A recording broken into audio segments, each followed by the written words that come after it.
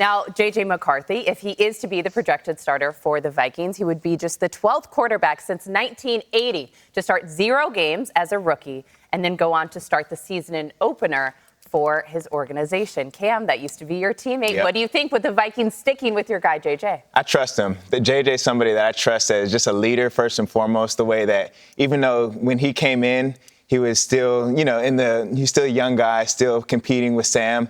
But the way that he carried himself just as a leader, but also still following the right way and still listening and humbling himself to learn from the other guys. But the one thing that stood out to me from him, as soon as he got in, he was throwing that ball. He was a gunslinger in practice. It was 1st and 10. Just, simple concepts. He's throwing the deep ball. He's trying to fire it downfield. And that's something I respected out of a rookie. And then going forward after his injury, he's sitting there in the defensive team meeting room with us trying to learn our defense and just trying to learn any way he can. So just he's kind of a maniac when it comes to just football overall. So I think the way that he carried himself while he was hurt, I can only imagine how he'll carry himself when he's healthy, when they give him the keys to the program to be able to go and just carry himself as that leader, and they let him know, you're the guy, we're rolling with you. So I think J.J. is going to grow, and that's somebody, like I said, I can trust. That's awesome. That's so insightful. You just called him a maniac about football, and that's the kind of guy that you want. I love that he was out there so aggressive, every single avenue of the different things he could do to get ready and get prepared. I'm really impressed with how the Vikings are handling this. They're not just saying that we're behind JJ, they are screaming it. Understand what the Vikings have done here. First, they say no to Sam Darnold. That is a guy who won 14 games, who lit it up, who is really well liked in the locker room. I'm sure you could attest to this, Cam. They said, no, we're going to move on. Then they said no to Aaron Rodgers, if we're supposed to believe these stories, which I do. Nobody says no to Rodgers in football. The Packers didn't say no to him for years. The Jets didn't say no to him. Netflix doesn't say no to him. They said no to Aaron Rodgers. They don't care. They're saying we're behind JJ no matter what. You've never started a game, we're behind you. You're badly injured, we're behind you. You're standing around on the sideline looking underweight with your long hair, we're behind you. It's really, really impressive. I will say it's a little dangerous. It's just a little bit dangerous because history says this is going to be rough. I don't care how he looks on the sideline. There have been 11 quarterbacks since the merger, 11, who started 0 games as a rookie and then started week 1 of their second year. And it's guys we love like Drew Brees and Carson Palmer. It's guys that didn't work out like Jake Locker or J.P. Lossman. Of those 11, 10 did not make the playoffs that season. 10 out of 11 did not make the playoffs. The only body who did was actually on the same team, and it was Dante Culpepper. History does not say it's going to come right out and he's going to shoot out the gates. But I don't really care at this point. I love the messaging by Minnesota. I love Kevin O'Connell saying clearly, this is my guy. And if I won 14 games with a guy who was a backup the year before in San Francisco and Sam Darnold, I can do it with our guy. They're not just saying it, they're screaming it. It's pretty cool. That's great, KB. Kyle, I agree with you. It is risky, but I think when you look at it holistically, the team they have is set up for him to be successful. I mean, let's not act like he's not walking into a 14-3 regular season team. Like, that's, again, set up for greatness. Cam, I thought you brought up a great point about him in the meetings, in the defensive meetings, trying to learn more. When I was a rookie, I got released after my first game. I came in, didn't know who I was as a player. I needed to get a lot better. And I sat for 13 weeks on practice squad. I was, spitting out sunflower seeds, chewing bubble gum. But I learned more that year than I've learned in my entire career because mental reps, as you guys know, are important. So you got a guy here who's played great when he was in college, 14-3 team, improved O-line, and he just had a year where he learned. He should feel really confident going into the season, and the team's matching that confidence, like you said, Kyle, with not making these crazy adjustments and putting him in a stressed environment. So I'm really high up on J.J. McCarthy. Laiatu? Shoot.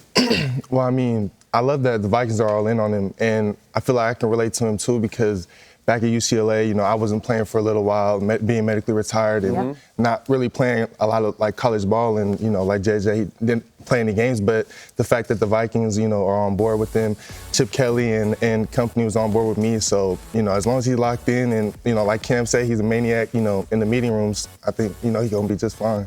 Cam, I want you to take us inside of the locker room, if you can. of the Vikings organization. We've heard so much about the magic of Kevin O'Connell, and we saw that up close and personal last season. What is he like in developing quarterbacks from what you've seen? Why do you think he is going to be a good fit with J.J. McCarthy? I think he just gives people confidence. I think the way that he talks to his quarterbacks and the way he goes about the meetings, the team meetings, just talking in front of everybody when there's mistakes made, he really holds people accountable, but he lets them know, okay, this is my fault. Like, if it's a bad game, this is my fault. This is how I can make you better as a quarterback. And I think the one thing that KOC does is he really just instills confidence in his quarterbacks to where they can just go out there and play. Yeah. And then on top of that, the scheme, and on top of that, the players that he puts in position. You got Justin Jefferson, you got Jordan Addison, TJ Hawkinson, and all these players, and now a really good O-line. There's really, the sky's the limit for JJ, and I think the way that Coach Kev, he just puts the quarterbacks in position, like I said, with the confidence, with the players around him. I think there's really nothing that you can do wrong as a quarterback there, just because, like I said, the scheme and just everything really falls well for every single quarterback in that system. I'm ready to suit up for KOC. Kyle? No doubt. And honestly, like the idea that he shows up for his first start week 1, when you have number 18 out there in Jefferson and you have Addison, you have those guys. Cam, you've guarded those wide receivers. Like, take a moment and just dance for us about Jefferson. Like, tell us about this guy, because we watch him and we love him, but we're not there on the practice field trying to guard him. Right. The first thing I realized when I got to Minnesota as a rookie, and, I'm a year after JJ, so he got drafted the year before I got there. And the first thing that I noticed, okay, he's a superstar, but he practices insanely hard. There's not a day in practice where he's looking lazy. He's catching the ball and really not going hard. He's catching the ball, going upfield, making a move. Going up for balls at practice. Same with Addison. He gets in there and he's like a silent assassin. He doesn't look like he's doing too much, but he's just that type of player that really just goes, and he's just smooth, just working hard every single day. And them two together, it's like if you guard one, you double team one, the other one's going to be open. So it's like pick your poison at that point with them. Then you go to the tight end with TJ Hawkinson. There's just so many ways for this team to attack on offense, and you see it. But there's nothing better than having one of the best receivers in history on that team. Quarterbacks. Netflix announced season 2 of Quarterback, and we have a sneak peek. Let's take a look. The greatest comeback in history. What a grab! Touchdown. The key to success is relentless dedication. Dream big, work hard, and never give up. We're really trying to chase excellence every day. Does it get heated? Yeah, it's a high-pressure situation. Seriously? Mascots? Is this actually the plan? You know they don't even talk, right? We're only gone for one season. You're not really doing that. Ridiculous. Can I make another suggestion? Why don't we just do another season of Quarterback? I'm in if you're in. I'm in. Did you really think Quarterback was going anywhere?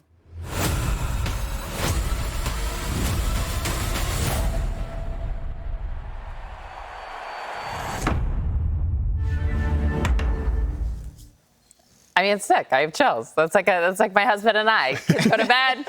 We're gonna sit back and crush some Quarterback on Netflix. Kyle, come on, your thoughts. We got Burrow, we got Goff, we got Kirk, part 2.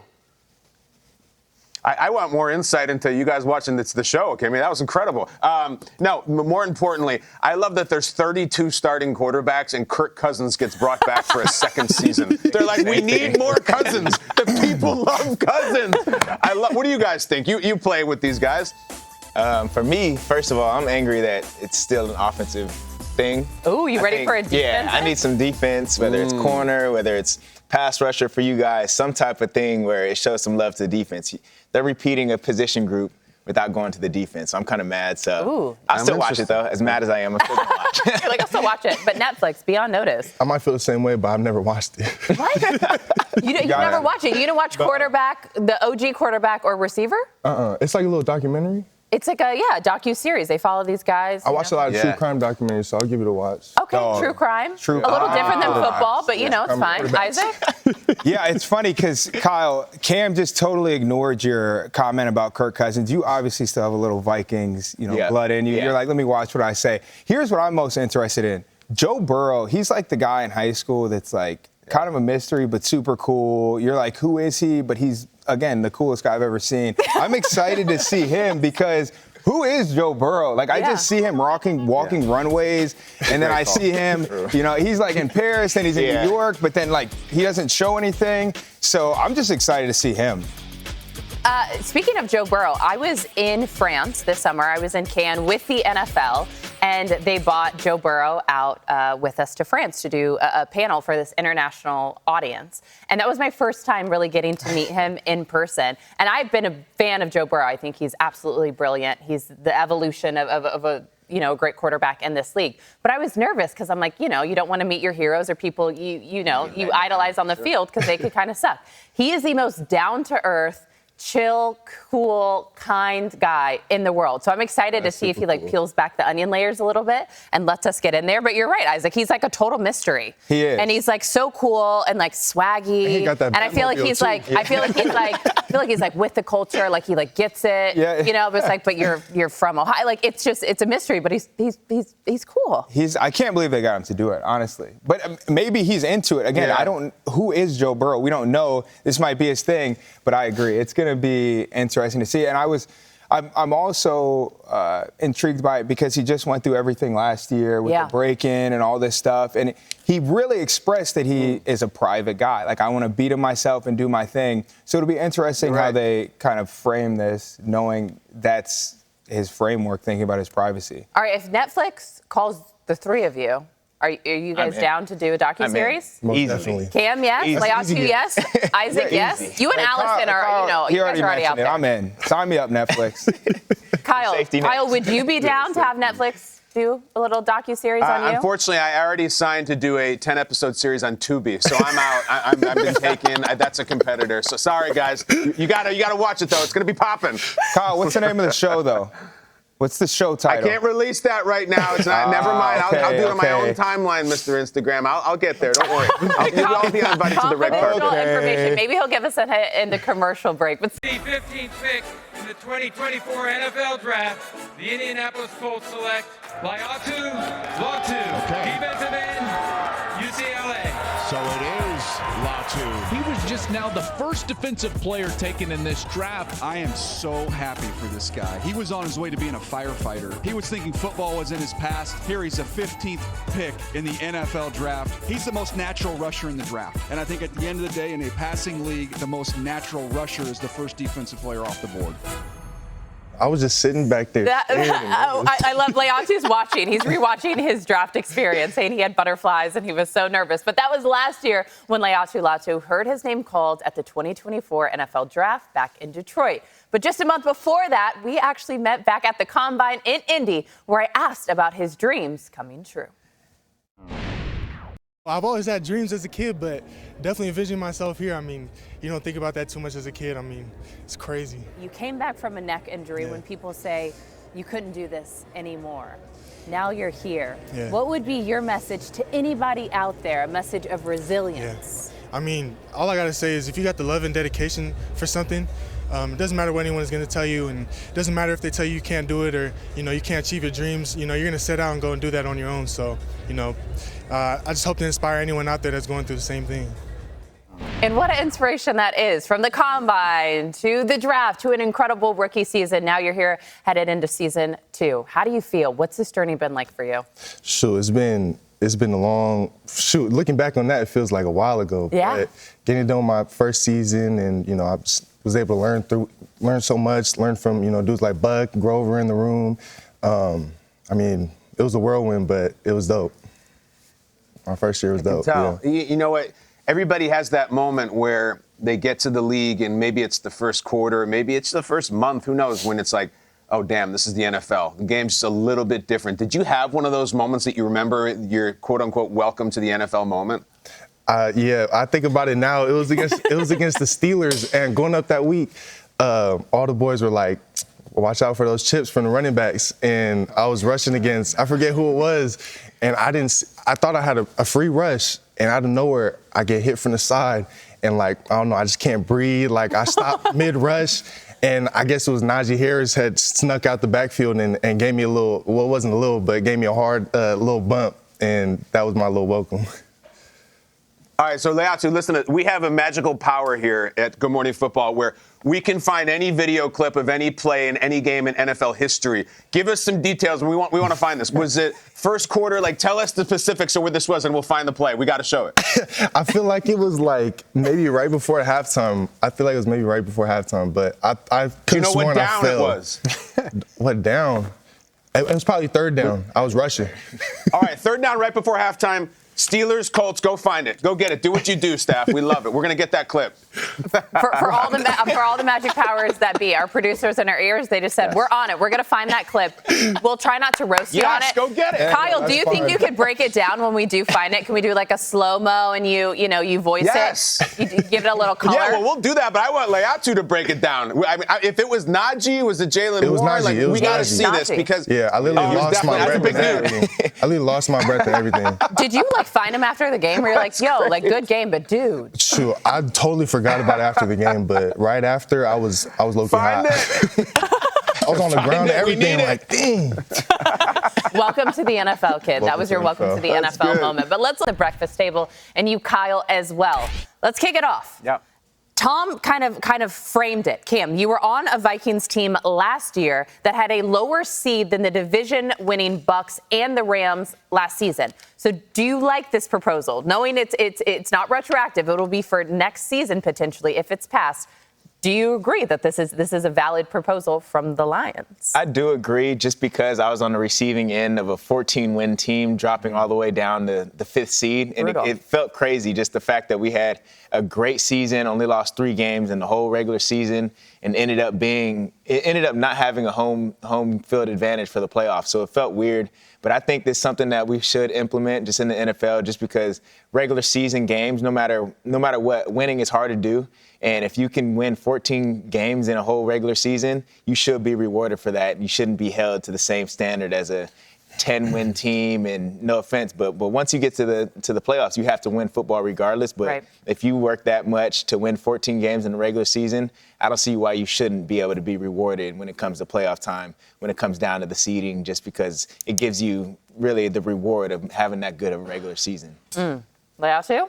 I mean, I agree with everything he said. I mean, I don't know too much about the rule, but I mean, if teams are winning from the get-go, and I feel like, I agree with what Cam said. I feel like they should be rewarded when it comes to playoffs, honestly. Kyle? Well, listen, we're at a place now where a team could go 7-10 and not only have an automatic playoff bid, they host the first game. I don't see a lot that I identify with in the opposition to this rule. I read Nate Davis's column on USA Today. I thought it was great. I think this makes for better playoff games, for better matchups. And I understand we're all very nostalgic that there was one time Seattle had a sub-500 record and Marshawn moved the earth and he did the cool run and everything and they won the game. And I get it. I need a little more than Marshawn's run a decade ago to tell me that a bad team with a bad record who won a terrible, crappy division should not only get a bid, but a home game. Understand, if you win the division, you still get into the playoffs. It's still an automatic bid. No one is taking that away from you. You just don't get an automatic home game. It feels like the next step in evolving. Like you guys, way back in the 70s, all right? Before any of us were born, the Dolphins in 72 were undefeated. They had to play the title game on the road at 15-0 because back then it just rotated. It wasn't based on who won. It wasn't based on record. So they went on the road for that thing. The league sees it. They says it's ridiculous. Let's change it. I think this is a great proposal. I don't agree with any of the pushback. Unless somebody has some at the table, I think they should do it. Kyle, I will say, I think maybe the only teams who would oppose are the NFC South, because that feels like the division that would reap the most benefits from that. Isaac? Yeah, I mean, this is a no-brainer to me for 2 reasons. One, I don't know about you guys. Every year around playoff time when I was playing, and I played 7 years, Notre Dame guy, I'm smart. I think I am. No, you're smart. You got it. I would get to playoffs, and I'm like, can somebody explain to me how this even works? This is the entertainment industry. We want to make it as simple as possible for fans. If I don't get it and I play, they don't get it. This is simple. Who's got the best record? And that's how you seed teams. It's very easy. The second thing that I think is important, and you guys understand this, when you're playing and you're thinking about your division, we need to win the division, some of these games don't really matter. And, when you're in the locker room, you can't really say that. But there's wins and losses that matter more and less. This eliminates that. Every single game matters. And again, this is entertainment, so you got an easier playoff picture that you understand, and you got good football every week because you got to win every game. You are smart, by the way. Yeah. All of that was very valid. Everything that everyone said around the breakfast table does make sense now. We just have to see if the competition committee agrees here next week. Moving on to the second down, the Vikings added a pair. Look ahead now to the Colts. Our two teammates who met, as Kyle said, in the green room, having Wheaties and coffee and yogurt here at 5 o'clock in the morning at LA time. You're here. You're together. Your teammates on the gridiron. Cam, you just signed with the Colts. What was it about that organization that made you want to say, this is where I want to go next? They were just really aggressive when it came to pursuing me in the free agency, but also talking to guys that I trust. I was talking to Stephon Gilmore. I have a college teammate, Daniel Scott, high school teammate, Shegu Alobi. These are just guys that have played on the team, and two of them are on the team now, and just people that I really went to really get information about the team and just ask, like, you guys know me, you know my personality. Is this a place that I would fit in as far as the teammates, as far as the ownership, and just everything top to bottom? And really, once I heard it from them, people I trust, it was an easy decision to make, especially knowing that they're really aggressive pursuing me also. So I just felt like a big-time piece when it came to making that decision. And once I got up there the other day and signed, it was like, okay, now I feel like I made the perfect decision. Just everybody was just really cool and welcoming, but also excited to get me up there, and I'm super excited to get up there too. It's nice to be wanted. I love that. It is for sure. Dude, you've got it all going on, honestly, and the football is going to be great. Fact is, it's March 20th. There aren't going to be any games played for a long time. We got to talk about the celebrations. Isaac, have you seen the celebrations? Cam Bynum, he used this expression himself. I'm not making this up. Cam said he is on a generational run of celebrations, and he's completely right. The Parent Trap thing we got to talk about. Can you take us through it, please? Yeah, so that was one of the ones where we know we're playing in London. I was getting a massage that week, and I put on just Disney Plus every single time. And I'm like, hold on, this movie's in London. It's the week we're going. And they started doing the handshake. I'm like, I got my celebration for the week. So I knew it was going to be viral as soon as I figured it out. And I went to my boy Josh, was like, we got to do it. I'm for sure getting an interception. It's against Aaron Rodgers. I'm like, this is a bucket list thing. It has to happen. Well, you know, second quarter, get my interception. And I knew as soon as it happened, I'm like, okay, this is the one. This is a historical moment for my life and for celebrations overall. So it was so cool, Cam, that it gets back to Lindsay Lohan, who stars in The Parent Trap. Lindsay Lohan herself, it says, to do a movie like The Parent Trap and then have it cross over to sports players doing it, it's such a cool feeling, and it's not an easy handshake to learn.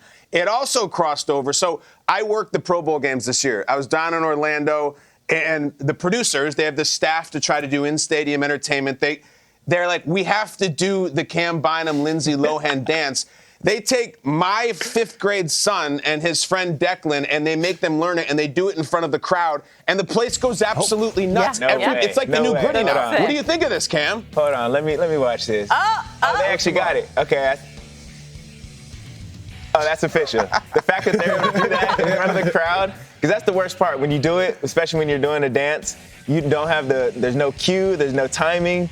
You have to just figure it out with your partner. So for the fact that they're able to do that, especially as kids, in front of a whole crowd, that's big time. And I'd have to give them a one-up on us, on me and Josh, because they look cleaner than we did. I messed it up. If you watch it closely, I low-key messed up. Kyle, did Camping World Stadium, go out and erupt at that point? Because it's an iconic handshake. Was the crowd into your son and his friend doing it? Joe Burrow's there, Baker Mayfield's there. They're cheering for Calvin and Declan doing the Parent Trap dance. It was an amazing scene. Isaac, you're the tastemaker. You're the guy on social media. As he now joins the Colts and he becomes Laiatu's teammates, it's kind of a similar Midwestern market as Minnesota. What would you suggest that he does when Cam makes that first big play for Indianapolis?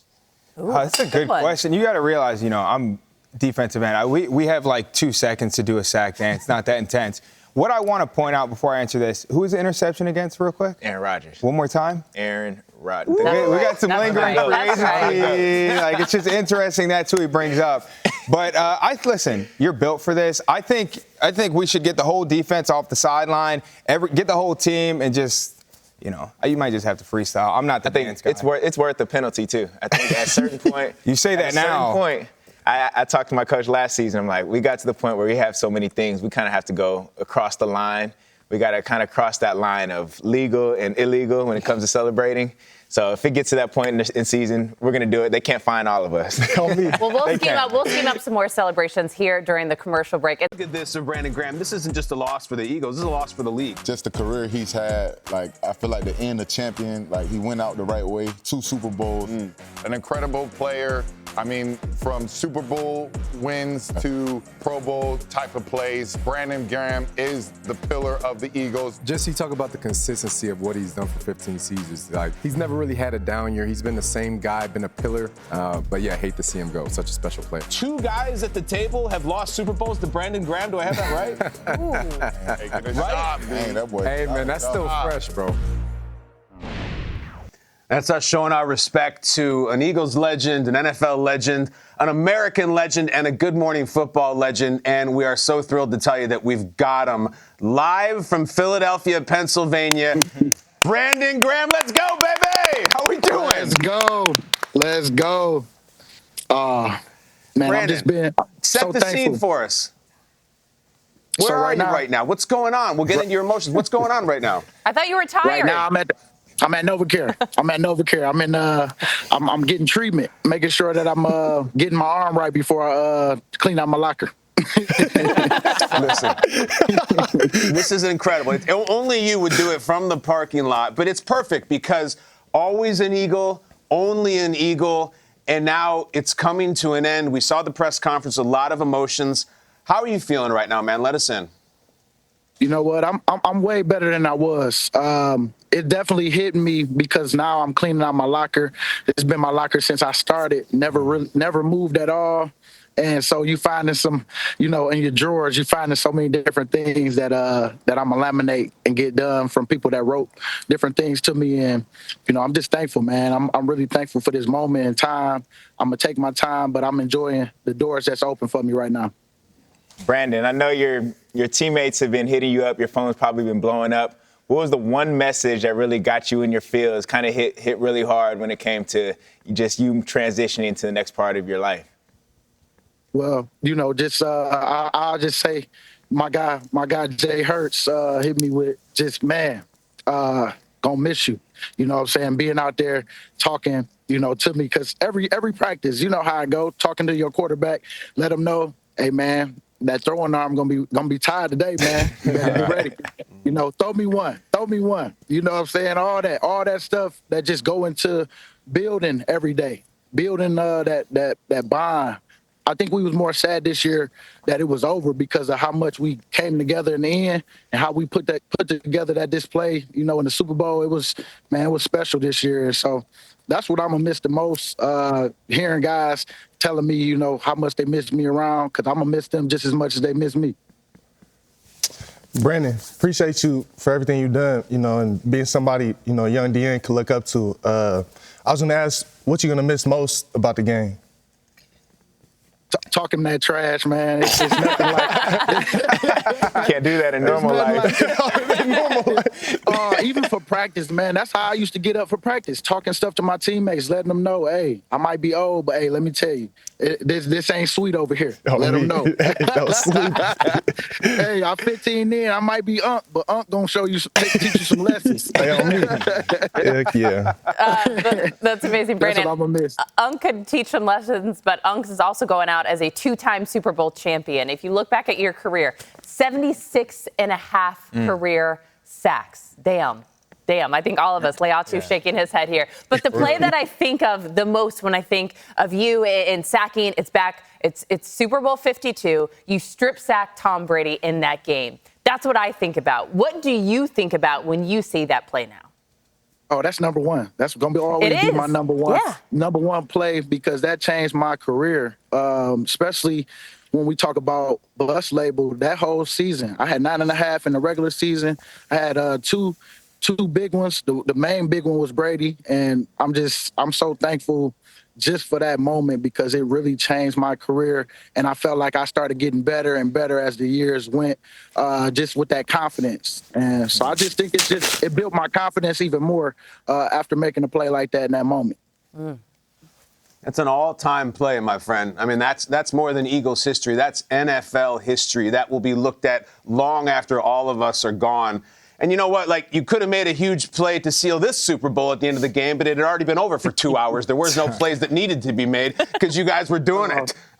Oh yeah. It was from the jump. I was proud of them guys because they did not leave no doubt at all. I mean, it was a thumping, man, and that's your last game. It's an incredible game to play. I want to look back, BG, because you're not only a Philadelphia Eagle for life. People don't know is this Howie Roseman empire that he's built there. You were his first ever draft pick, first ever in the first round out of Michigan. And we have the clip right here. I just want you to watch this clip, listen to it. Let's go back to 2010 when this legend was coming out of Michigan and the Eagles made this pick. With the 13th pick in the 2010 NFL Draft, the Philadelphia Eagles select Brandon Graham, defensive end, Michigan. There he is, Mike. Energizer Bunny. He's only 6'1" and 3/8, 268 pounds. He's tightly wound with very short arms, which worried some teams. What's it like to watch that, BG? Well, it's a great feeling. But, boy, short arms got me that ring, baby. Hey. Got that ball, Yes, every time I hear that, that's all I hear. All I hear is the short arms. I say it's just something to keep that chip on your shoulder, something to let them know, like, it don't matter the measurables. It's the heart. It's what you do every day. It's what you do with it. And so I just, I think that was what's carried me the most, just keeping that chip on your shoulder, never getting comfortable, always thinking they ready to replace me. Because every year it was like that until, they understood, what they had and I understood what I had.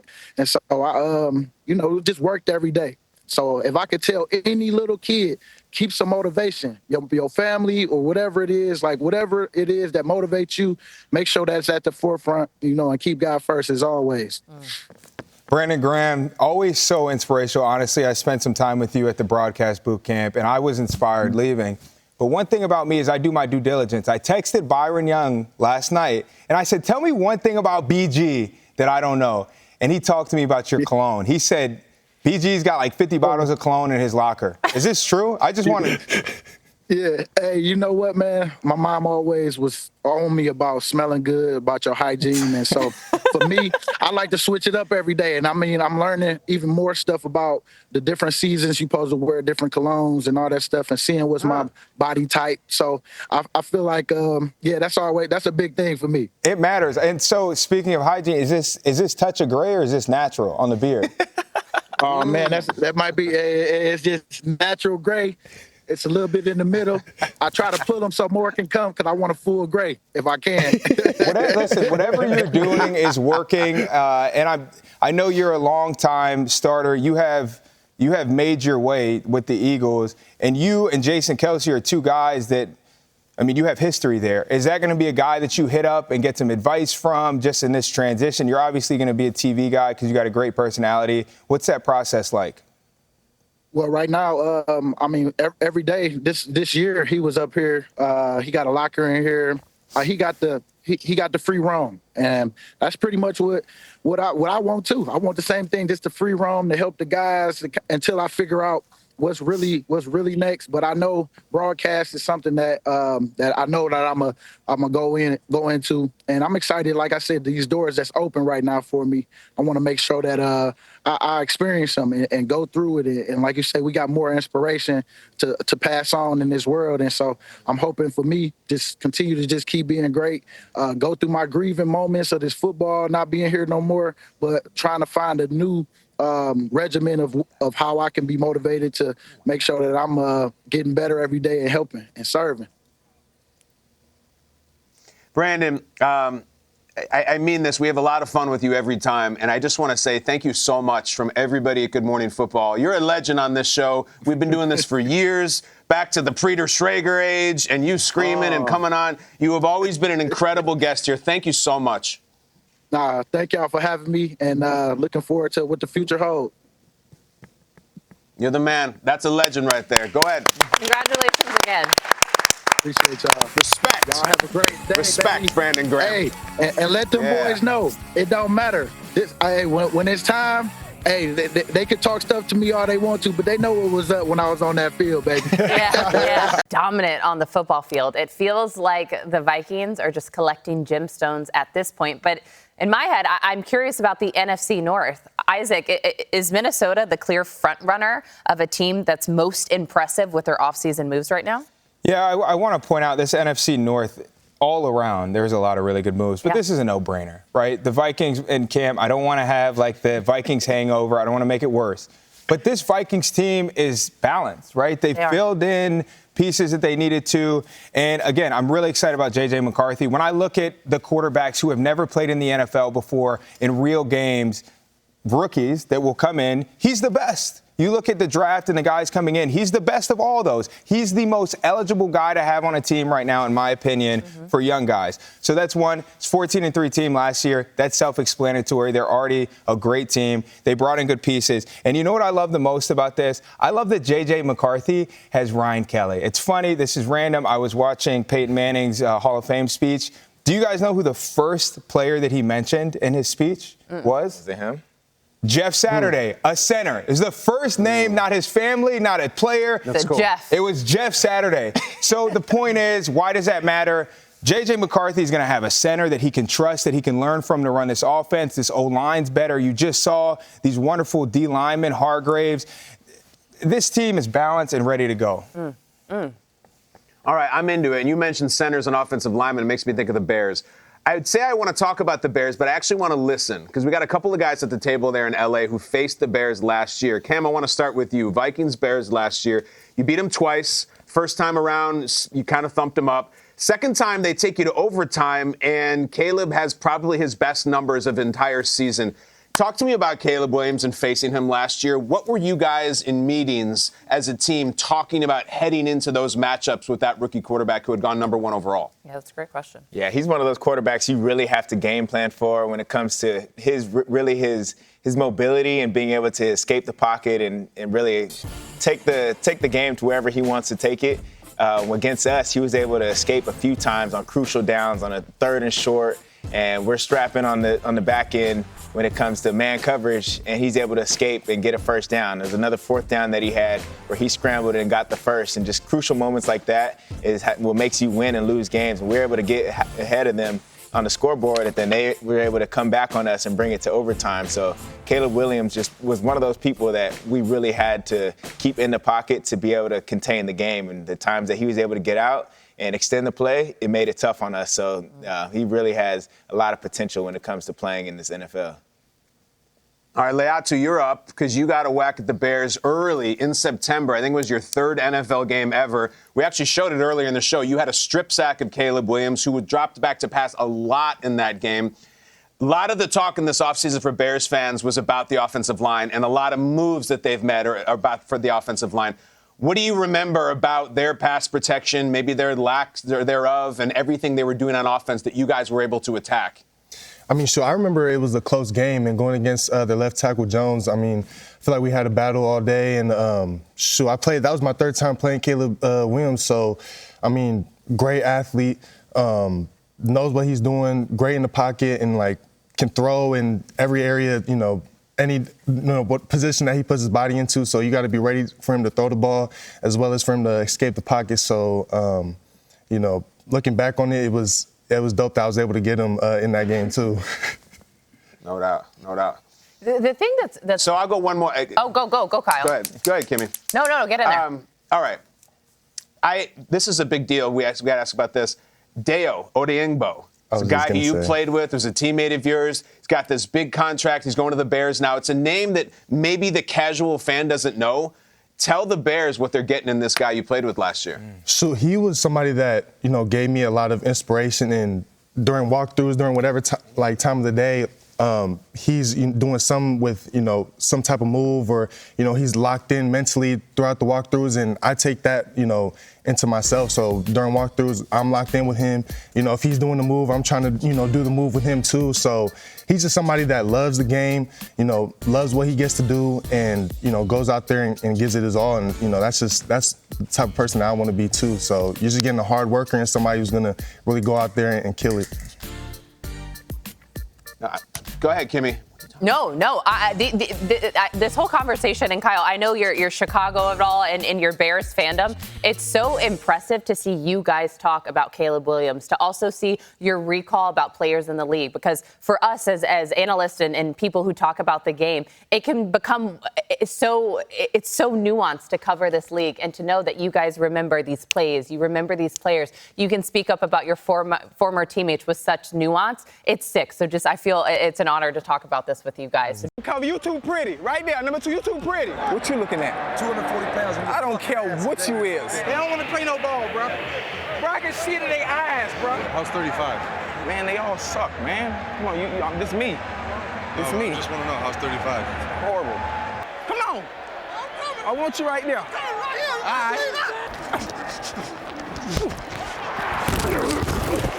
right. What? What? Who? Yeah. It's the legend. We're so happy to have the legend himself, Chad Ochocinco Johnson, here with us. Go, baby. Let's go, baby. Yeah. Thank you. I appreciate you guys for having me. I just want to tell each of you individually, I love you. I appreciate all you do. I'm watching all of you from afar, and good job so far. Love you too.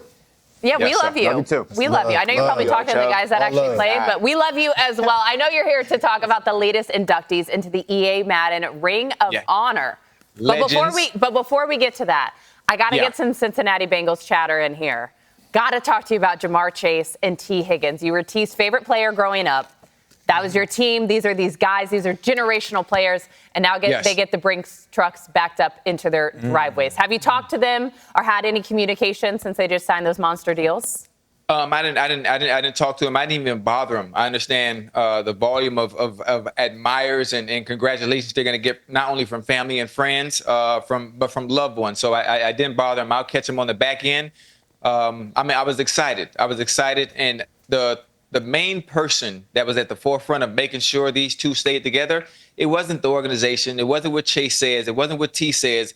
It was Joe Burrow. It's Joe, yeah. It was Joe. Behind closed doors, if you understand Joe and you watch the way he goes about his business and the way he conducts himself, not just on the field, but behind closed doors, he was the main one to make sure he kept his ecosystem together, when it comes to the offense and the way it's run, to ensure that they stay intact. So I'm happy for both of them.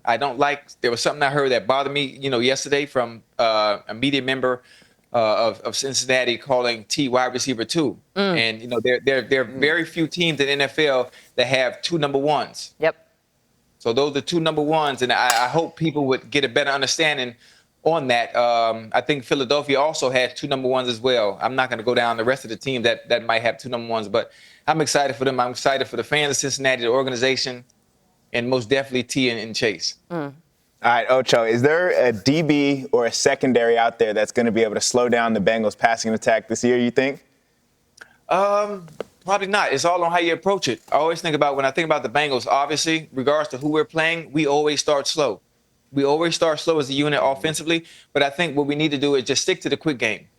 Stick to the quick game. Obviously, defensively, teams are far ahead because all you have to do is read and react, and you just play. It's offenses really don't get going until maybe week 4 or 5.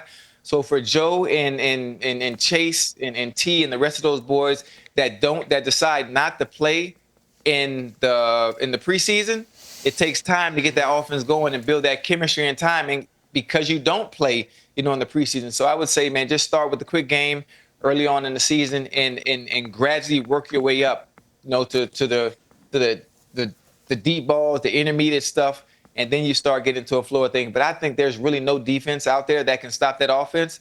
We just have to make sure our O-line and up there in the trenches stays intact, and we'll be fine. Chad, I've said this.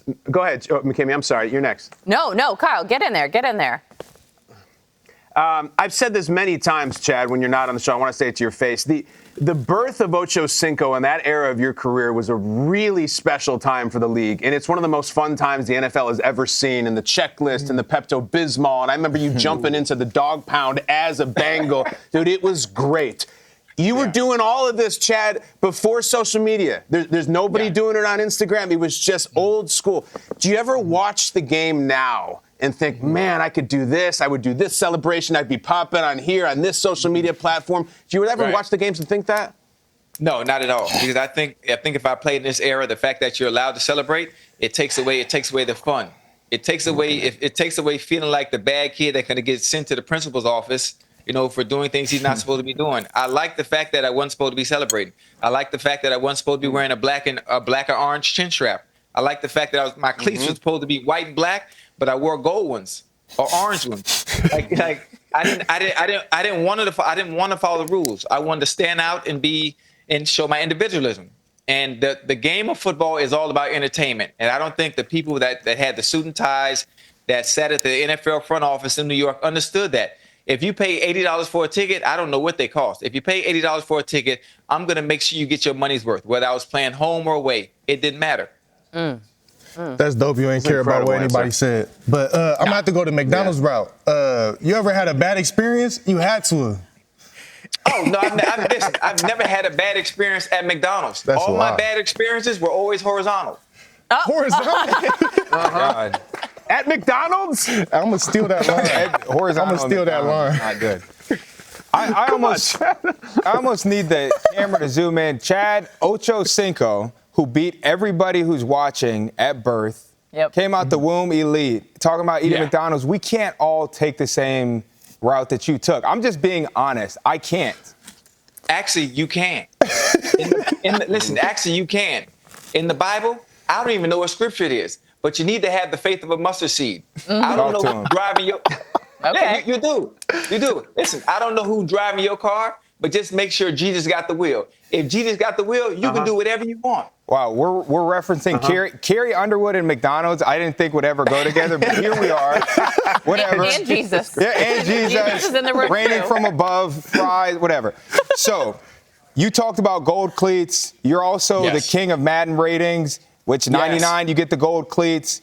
This is kind of controversial because you're the guy who's coming up with these ratings.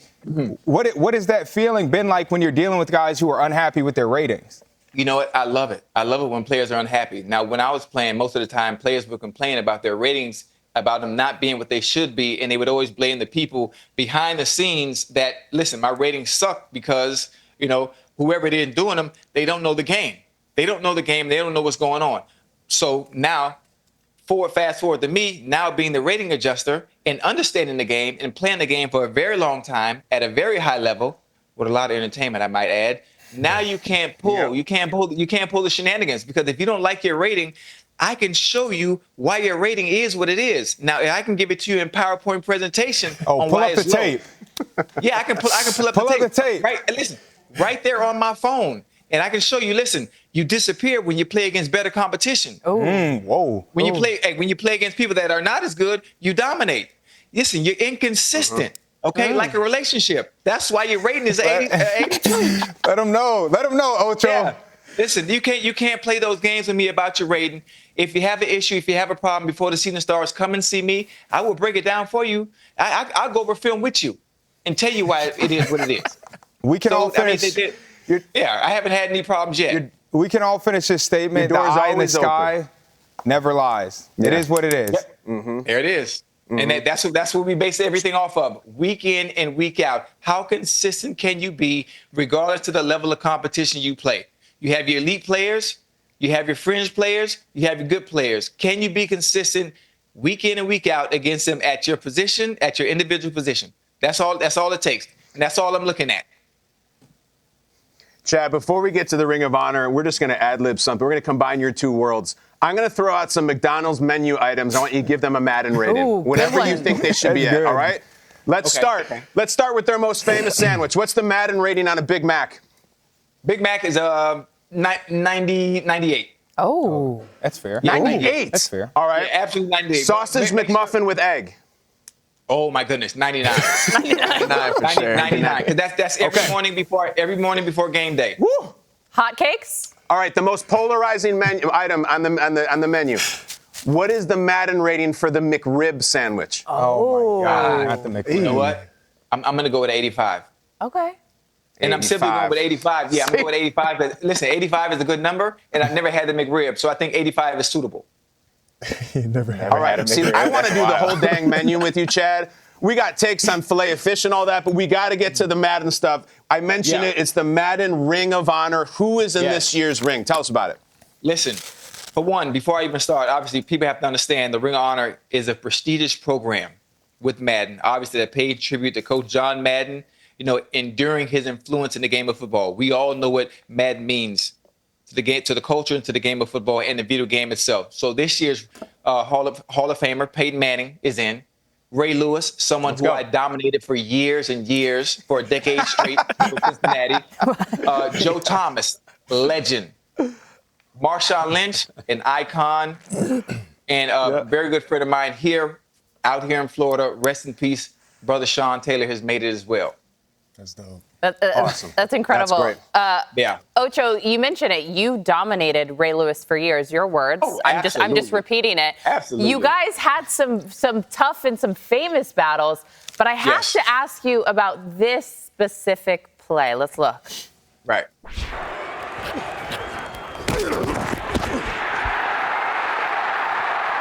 That's a good hit. That's a good hit. It seems like you just got laid out. No, that's not what happened. Now that's not what happened. To the naked eye, it looks like I got laid out. But what you didn't see, you didn't see what happened. If you understand the laws of physics, I tripped over my shoestring. You did. Yes. They don't seem loose though. I don't see them untied. Balance score went down because of that. I just tied them up when I went on the knee right there. Oh, that's what happened. Yeah, Okay. I hear you. If you understand the laws of physics, the low man wins. So that's right. I couldn't get up underneath him right then and there. But what he didn't do is he didn't make the play. That's most important. Oh. That's right. That's okay. That's actually a good point. You made the block. That's a good point. I can't be mad. But Ocho, what advice do you have for any current player like myself? It depends. It depends on what kind of advice you want. I mean, is it financially? Is it about being on the field? You have to give me better context. Let's see. Give me one on the field and give me one financial. I need to know that. And is that chain real you got on? Because I remember that piece of financial advice you sent out. No, this isn't real. This is from Claire's. I still get most of my stuff from Claire's. I've been starting to treat myself now because 2025 is the year of Ocho. So I'm buying stuff that's real, and I'm putting on clothes this year. But besides that, this is $20 from Claire's.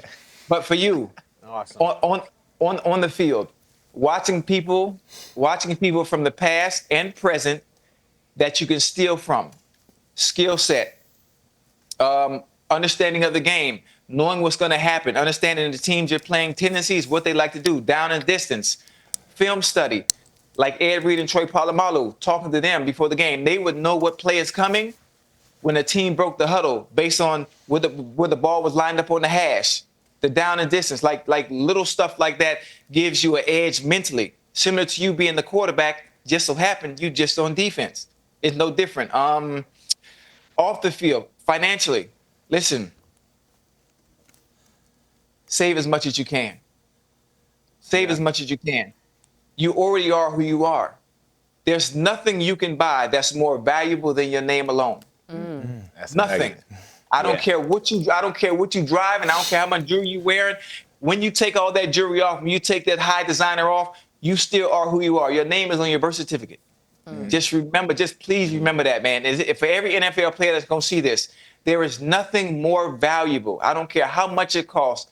That's more valuable than your name alone itself. Yes. A word. That's game. I want to break out on a little church dance. Do a little hallelujah. That was a word. As always, you're a legend. You're incredible. You said you have 50-11 jobs, and you would come back and join this and have 50-11-1 jobs. You're incredible. Thank you for joining us this morning. No, thank you. If the powers that be that see this, the bosses that run this, if you guys would like me to join, I can make it Monday through Friday. It doesn't matter what the time slot is. I can fly there. I can buy a place and be available.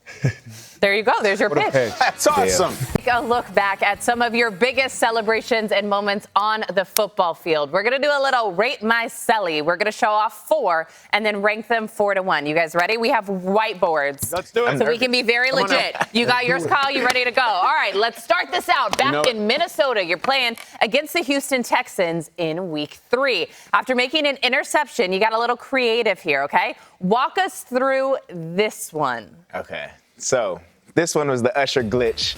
So I was talking to my wife before season, and it was beginning of the offseason, so the Super Bowl just hit, and I was watching the music video of him doing it, and he did it in the Super Bowl, so I'm like, watch, everybody's going to forget about this move. I'm going to bring it back, my first interception I get. So what do you know, got that against the Texans, beginning of the season. I think it was maybe second, third game, and was able to hit that, and that might be one of my favorites, but you'll see on the ranking. Okay, all right. So now the following week, that's got a little Usher swag. All right, the following week in Green Bay, you switched things up a little bit. After a fumble recovery, you went on to do this. Talk us through this one. This is my round off back tuck. This one was after a fumble recovery, so it's kind of, I don't know if it counts as a full Celly moment. No, I don't know that's if a that Celly. deserves a full Celly. But I'm like, I don't care. I get my moment. I'm doing it, especially in Lambeau Field. But also, fun fact, I was supposed to do a back handspring, then my backflip, but I got too scared, so that's why I only did the round off to the backflip. You choked up? I kind of choked. The round off. I folded a little, so I was kind of disappointed, but I was like, it's kind of fire anyway. No, it's still very fire. I'm trying to keep note of these so we can rank them here in a few minutes. All right, next up, it's week 5 versus the Jets. After an interception of Aaron Rodgers, humbly. What are we looking at here? This one was one of the best movies in all of existence. Correct. Lindsay Lohan, one of the best actresses, especially people my age in our childhood. So just knowing that this movie was based in London, half the movie was in London, and this interception was against Aaron Rodgers, one of the best ever, and a guy that went to Cal. So that's kind of was deep for me. Then also being able to do this in the London game. This might put It was serendipitous. Yeah, this one's top. This one's one of the tops for sure. Okay, so our final one here, we head to week 10 versus the Jags. Painting the picture, you make an interception off an errant Mac Jones throw. What are we looking at in this Celly? This one was the ray gun. If anybody watched the Olympics, she went viral for her breakdancing performance. And I'm a big fan of Ray Gun. The fact that she went up there and was being herself, had fun with it, and really got famous off of doing unorthodox things. So that's why I was like, I'm going to do this. It's going to bring the whole world together, because not the whole world doesn't watch football, but everybody, the whole world watches the Olympics. So bringing the Olympics to the NFL field, that one was also one of my favorites, but I know I've been saying that for every single one of these. No, I know. Okay, so it is time to rate them. For Kyle, for Isaac, for Laiatu, I'm just recounting them. So the first one, we had the Usher glitch. Then we had the round off. Then the Parent Trap Celly, and then Raygon from Australia Olympic teams. We're rating 4 to 1. Kyle, you got them? Okay. You got them ranked? I'm ready. Okay, yes. what you got? All right, yes, I'm going to do it like this, okay. I like them all, by the way, and I love that you make football fun, Cam, and I appreciate you. You're the kind of thing that helps us do our jobs. I got Raygun at 5. It was really good, but I think there was just a lot of people doing it on social media, so that got a little diluted. 4, I have gymnastics, would have been higher, but you admitted you wouldn't do the back handspring. Gives you something to look forward to for this season. 3 is Usher, fantastic. Any other list, this is someone's number 1 celebration of their career. For you, it's just 3. 2, I have the Parent Trap, which I thought was excellent. We talked about it earlier. And then 1, I thought there was like something missing from it, so that's why I went with 5. Is there anything from the Rams game at the end of the year? I didn't see anything on that list. I was just looking for that. Was there nothing there for that? Nah. I'm sorry. Nothing there. I'm busting your chops, dude. I'll get my payback this year. We go to LA. Hey, Kyle getting his lick in there. That's good. All right. My payback. All right, here we go. I'll be cool and cover my answers like Kyle did. Rate my Celly. Okay, for the flip, I wanted to write athlete, APHLETE, because that was, you got to be an athlete to do that. Okay. The Raygon, I don't know how to spell it, so don't judge me. I thought it was really creative. 2, Parent Trap. It's self-explanatory. Number 1, top dog Celly. I put HWHL. That stands for Happy Wife, Happy Life. You chose a Celly with your wife, And you came out with, lover boy mentality with the Usher. Okay. Yeah, that's easily number one. Come on. Okay, all right. I like it. Lay out what we rocking. What are these ratings? All right, for me, for number 4, I picked the gymnastics. I mean, it was dope. I can't do that. Parent Trap was dope. I actually never seen the movie, so I'm sorry. What? He's too young. Yeah. He's too young. He's too He's a young. baby. Yeah, I've seen a lot of movies. He's after 2000. What year were you born? 2000. Okay.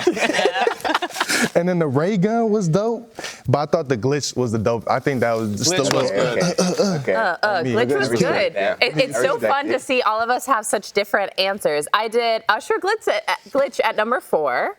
The round off at number 3. 2 is Ray Gun. I know it may have been overdone, but that was like the moment of the Olympics, and she was such a con, which is kind of funny. And then number 1, the Parent Trap, because it's Parent Trap, and I'm a 90s baby just like you. So that was awesome. And now we have to look forward to some new celebrations next season. But what do you have? The big reveal. Because this is Yep, yours. like I said, my backflip, I folded. So that's for sure last place. Usher Glitch, just because it feels like forever ago. But that's still one of my favorites because it was one of my solos. The Ray Gun, that was awesome. It brought the whole world together. Whole world. Parent Trap, self-explanatory, the fact that Lindsay Lohan saw it. But the honorable mention was the White Chicks dance that I did in the game with my boy Josh Metellus, and we did it at the NFL Honors in suits with my giant shoes on. Look at the clip right now. Scared for my life, but Terry Crews was on the stage with us, able to do it, risk my life on stage in front of every single NFL legend up there. And landed the flip. What I say, the entire theater burst out in applause. Fun fact, Josh ripped his pants and I did it, so I was happy.